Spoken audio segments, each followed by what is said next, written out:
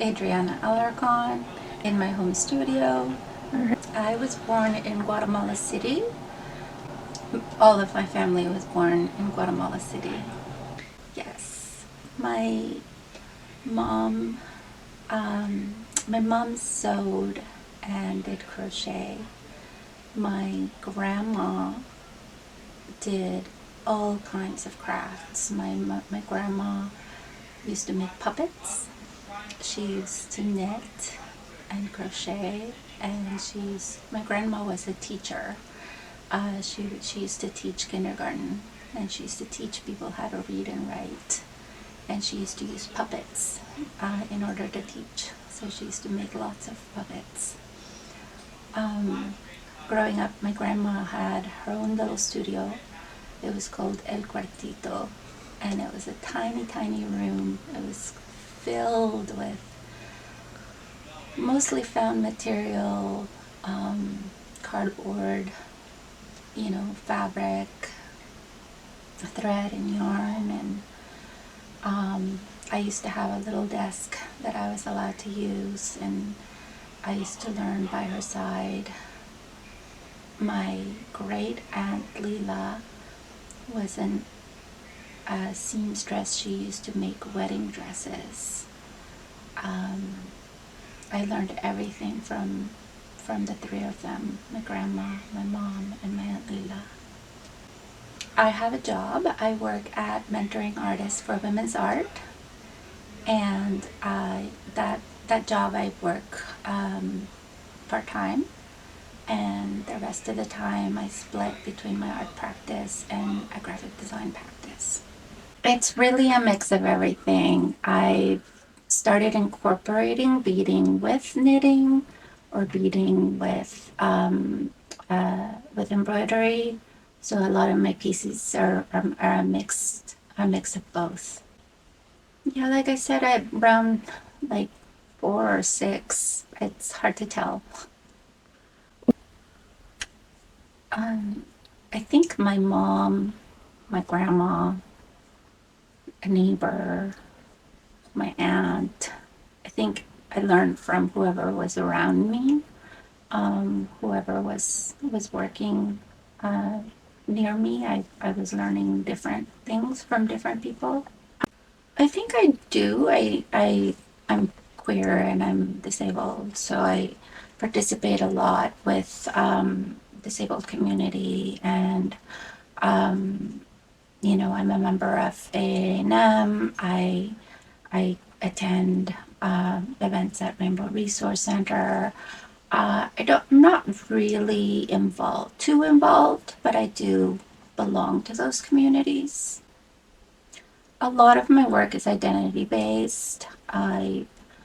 The most recent work has touched on the issue of disability, on care, and on how our body informs the aspect of care and of bringing care to others.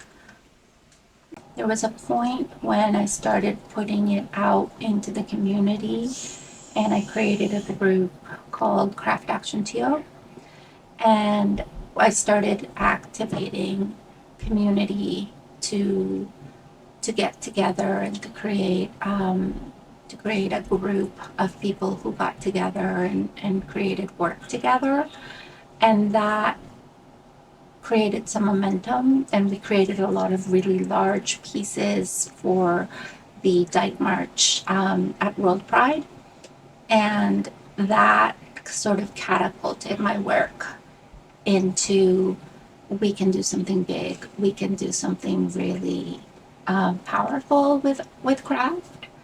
Um, and then after that, I wanted to always be doing something big with my craft. I mean, I belong to the Craft Council and MCML. I try and get something done every day, like a little bit of something every day. I There are days where I get a little bit more done in a day, like they're depending on my schedule. If it's a work day, I might only get something done like in the evening briefly, like, like this much. But if it's not a work day, I might get quite a bit more done. Like, I might get a pair of earrings done, or I might, you know, really sit down and get something done. And there's days that you just don't touch it, and that's fine too. It just depends on the piece, right? Like, these little butterfly earrings I make in like an hour. Um, these little flowers I make in, well, also in about an hour. Um, then there's a piece like this where it has multiple flowers and vines and different things on it. So, and it's a concept piece. So then it has like layers of thought involved. And the sewing of the leather also takes much more time. So I think this one took me about 2 weeks. Um, this one, the knitting part, maybe took me about a week. And then again, all the beadwork maybe took about 2 weeks. Um, it just depends on the piece, really. Some If you're making a sweater for someone, it'll take a month. It just depends. In a good way. In a good way. I had so much time.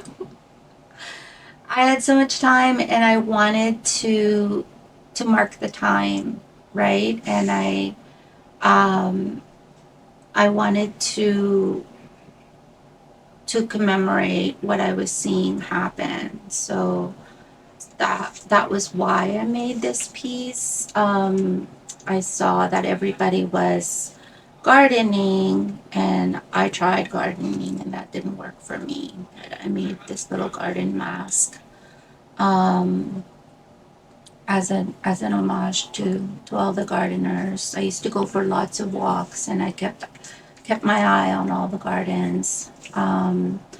I was able to create all these pieces during COVID. Um, and it also gave me a solace. Like, I was able to sort of go to my beadwork as a place to keep myself busy and happy during COVID.